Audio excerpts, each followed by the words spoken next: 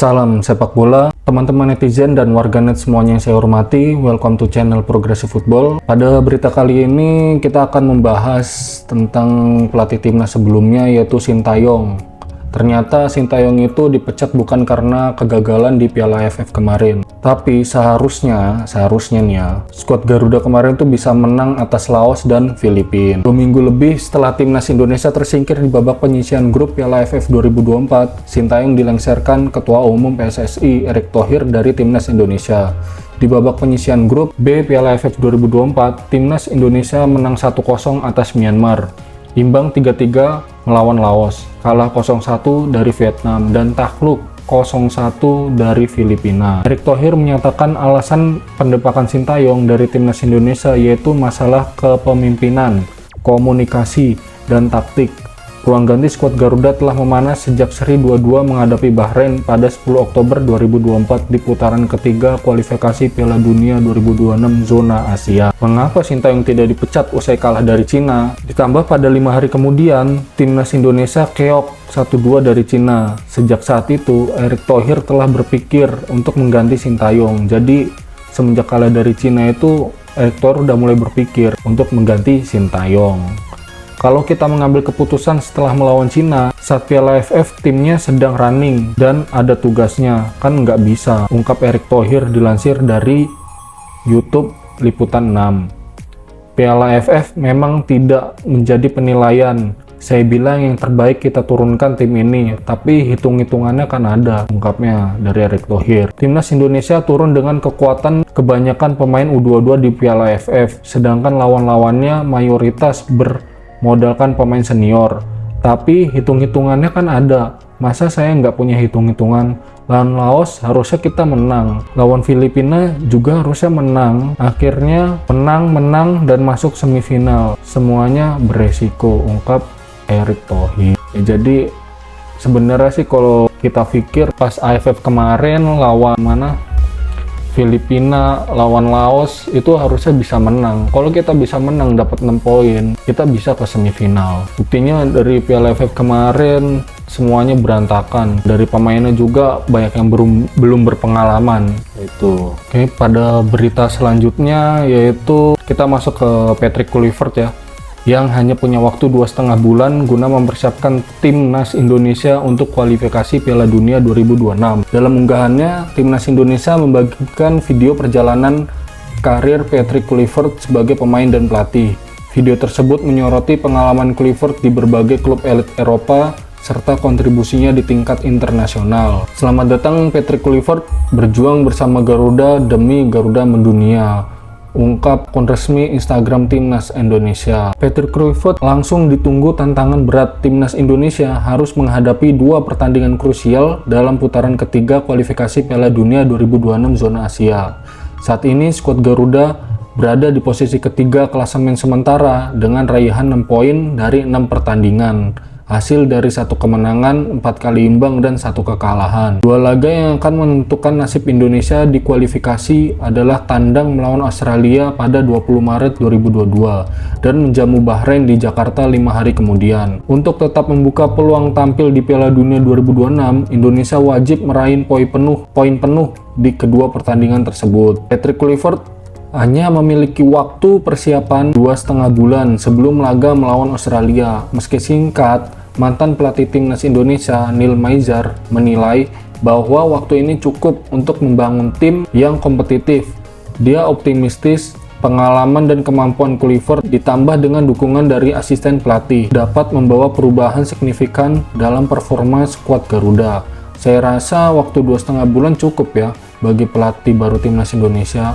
Sosoknya nanti tentu akan dibantu para asistennya menganalisis pemain-pemain yang tampil di liga sebelumnya, ungkap Neil Maizer di kanal YouTube. Neil Maizer juga menyoroti bahwa sebagian besar pemain inti timnas Indonesia saat ini bermain di Eropa. Hal ini diharapkan dapat mempermudah komunikasi serta mengimplementasi taktik Kluivert di lapangan.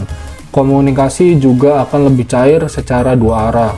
Sepak bola adalah bagaimana pelatih bisa menerapkan taktik dan strategi yang diinginkan dalam latihan. Saya yakin ada perubahan signifikan dalam cara bermain untuk menghadapi Australia dan Bahrain pada bulan Maret mendatang. Apakah Kluivert mampu memberikan sentuhan berbeda dalam permainan tim Garuda. Fokus pun kini tertuju pada bagaimana dia menyusun strategi, memilih pemain terbaik, dan memaksimalkan waktu yang tersedia. Jadi Patrick Kluivert ini mendapat tantangan melatih Indonesia hanya menyiapkan timnya itu 2,5 bulan. Kalau saya rasa sih cukup, oke? Di berita selanjutnya, banyak yang meragukan Patrick Kluivert dengan rentetan pengalamannya. Penolakan terhadap Kluivert muncul sebelum ia bahkan menginjakan kakinya di Indonesia. Dengan banyak pihak menilai bahwa ia minim pengalaman. Kritikan ini semakin menguat setelah melihat hasil kurang memuaskan saat ia menangani timnas Curaçao. Namun, Ketua PSSI Erick Thohir menegaskan pentingnya kemampuan Kluivert dalam mengelola ruang ganti pemain. Ia percaya bahwa pengalaman bukanlah satu-satunya faktor penentu keberhasilan seorang pelatih. Kiprah Kluivert sebagai pelatih memang masih terbilang singkat dan penuh tantangan. Sebelum bergabung dengan timnas Indonesia, ia sempat menangani timnas Curaçao di mana tim asuhannya mengalami kekalahan telak 0-4 dari Bahrain. Hal ini menimbulkan keraguan di kalangan pengamat sepak bola mengenai kemampuannya untuk membawa perubahan positif. Erick Thohir menjelaskan bahwa meskipun track record Kluivert dipertanyakan, banyak pelatih sukses yang memulai karir tanpa pengalaman yang mumpuni. Nah, ada yang debat mengenai track record Patrick. Banyak track record pelatih yang dulu belum terkenal, kemudian bisa mengendalikan locker room, contohnya yaitu Zidane. Ketika menjadi pelatih Madrid langsung oke, padahal belum ada track record. Dengan demikian, Erick Thohir berharap agar masyarakat pecinta sepak bola Indonesia memberikan kesempatan kepada Kluivert untuk membuktikan kemampuannya. Ia yakin bahwa dengan dukungan yang tepat, Kluivert dapat membawa timnas Indonesia ke level yang tinggi. Salah satu tantangan terbesar bagi Kluivert adalah mengelola ruang ganti yang berisi banyak pemain diaspora. Hal ini menjadi penting karena kultur sepak bola Eropa, khususnya Belanda, memiliki pengaruh besar terhadap gaya permainan tim. Erick Thohir menekankan bahwa pemilihan Kluivert sebagai pelatih sangat berkaitan dengan latar belakang kultur yang sama. Kembali ya, Eropa, kemudian Belanda. Jadi saya sempat interview pelatih Italia, Spanyol, tapi saya pikir-pikir nanti kulturnya beda lagi, jawab Erick Thohir di kanal YouTube Liputan 6. Dengan memahami kultur yang sama, diharapkan Kluivert dapat lebih mudah beradaptasi dan membangun hubungan baik dengan para pemain. Pada berita selanjutnya, kita masuk ke pengamat sepak bola Malaysia, yaitu Raja Isa Raja Akram Shah. Ini pengamat sepak bola dari Malaysia yang memberikan komentarnya tentang penunjukan Patrick Kluivert sebagai pelatih timnas Indonesia. Raja Isa yakin banyak pemain diaspora berkualitas tinggi yang akan mengajukan permohonan untuk dinaturalisasi. Raja Isa memuji keberanian Ketua Umum PSSI Erick Thohir dalam pengambilan keputusan yang cukup mengejutkan. Ia menilai langkah memecat Sintayong dan menunjuk Kluivert sebagai pelatih kepala merupakan risiko besar, terutama menjelang kualifikasi Piala Dunia 2026. Meskipun ada keraguan dari pihak publik, Raja Isa yakin bahwa Erick Thohir telah mempertimbangkan segala dampak dari keputusan tersebut. Menurutnya, kehadiran Thohir di dalam dinamika timnas Indonesia menjadi faktor penting dalam pengambilan keputusan ini.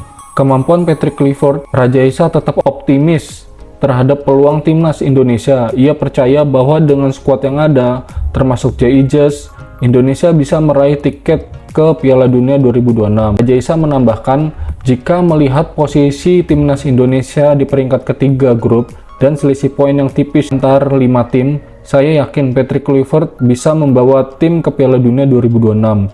Ia menekankan bahwa sebagai seorang profesional, Kluivert tentunya ingin mencapai prestasi di level tertinggi. Bahkan ia melihat kemungkinan untuk lolos melalui 2 cara, langsung menjadi runner-up grup C atau melalui putaran keempat. Harapan kita semua adalah timnas Indonesia mampu mengatasi tantangan ini. Raja Isa juga memberikan analisis menarik mengenai potensi pemain diaspora yang ingin bergabung dengan timnas Indonesia. Ia memprediksi bahwa jika Kluivert berhasil membawa tim ke Piala Dunia, banyak pemain berkualitas tinggi dari Eropa akan mengajukan permohonan untuk dinaturalisasi. Jika Patrick Kluivert meraih tiket Piala Dunia, saya prediksi akan banyak pemain diaspora grade A loh ya, yang ada di Eropa antri minta gabung timnas Indonesia. Piala Dunia adalah panggung terbesar untuk pamer kebolehan. Pemain di seluruh dunia sangat ingin tampil di sana. Salah satu nama yang disebutnya adalah Emil Audero, kiper dari Como 1907 yang memiliki darah dari Mataram, NTB. Raja Isa mencatat bahwa Audero sebelumnya terlihat enggan untuk dinaturalisasi. Namun situasi bisa berubah jika Indonesia lolos ke Piala Dunia. Jika timnas Indonesia lolos, pemain seperti Emil Audero bisa saja minta dinaturalisasi, bukan sebaliknya, tegasnya. Ia menambahkan, dengan semakin banyaknya pemain berbakat yang ingin bergabung, timnas Indonesia akan semakin kompetitif di pentas dunia. Raja Isa mengakhiri pandangannya dengan optimisme bahwa keberhasilan di kualifikasi akan menjadi magnet bagi pemain diaspora. Timnas Indonesia butuh pemain-pemain bagus untuk bersaing di Piala Dunia. Dan saya yakin peluang ini akan menarik dan perhatian banyak talenta. Jadi itu salah satu dukungan dari komentator atau pengamat sepak bola di tetangga kita itu Malaysia. Dia aja yakin kita harus berubah mindset kita kalau Patrick Kluivert itu bisa membawa timnas ke Piala Dunia. Kita harus yakin dulu, jangan dia baru mulai kita sudah ragu. Kita coba kasih kepercayaan dulu lah buat Patrick Kluivert biar dia kerjanya maksimal, mendapat dukungan dari kita, dari para supporter, daripada warga negara Indonesia yang ingin timnasnya bermain di Piala Dunia. Oke, jadi sekian berita dari Progressive Football. Jangan lupa like, comment, dan subscribe untuk membantu perkembangan channel ini. Oke, ciao.